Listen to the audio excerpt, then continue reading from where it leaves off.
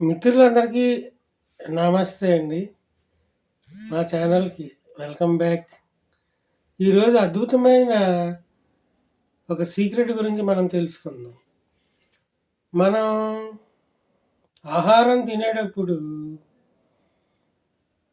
బాగా నీరసంగా ఉందనుకోండి. ఒక అన్నం తిన్నాం.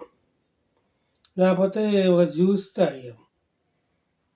తాగటం వల్ల అప్పుడు ఆ అన్నం గానీ, జ్యూస్ గానీ మరి పొట్టలోకి వెళ్ళి 4 గంటలు జీర్ణం అవ్వాలి.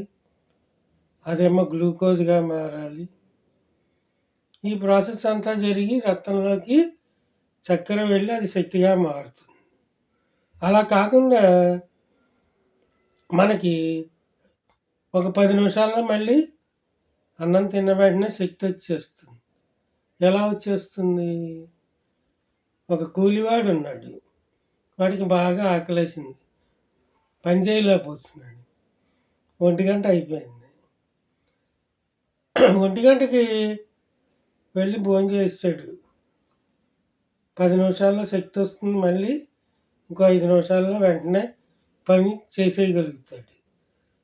మరి ఆ శక్తి ఎలా వచ్చింది? వెంటనే ఎలా వచ్చింది? 4 గంటలు జీర్ణమయ్యాక కదా రావాలి. ఇదొక టాప్ సీక్రెట్ అనమాట. ఎలా జరుగుతుందంటే మనకి అన్నం తిన్న వెంటనే టేస్ట్ బడ్స్ ద్వారా శక్తి వచ్చేస్తుందట. ఇది మనకి గురువుగారు సాగర్ సింధూరి గారని ఆయన చెప్పడం జరిగింది. అంటే మన టేస్ట్ బడ్స్ ద్వారా మన శక్తి వెంటనే మనకు వచ్చేస్తుంది. ఇది మరి మామూలుగా అయితే మరి శక్తి రాకూడదు సైన్స్ ప్రకారం. అయితే భగవంతుని యొక్క సృష్టి. నువ్వు అన్నం తిన్నా, జ్యూస్ తాగినా వెంటనే మీ శరీరంలోకి శక్తి ఎలా వస్తుంది అని చెప్పేసి మనం ఆలోచించినట్టు. ఇది భగవంతుని యొక్క స్వరూపం.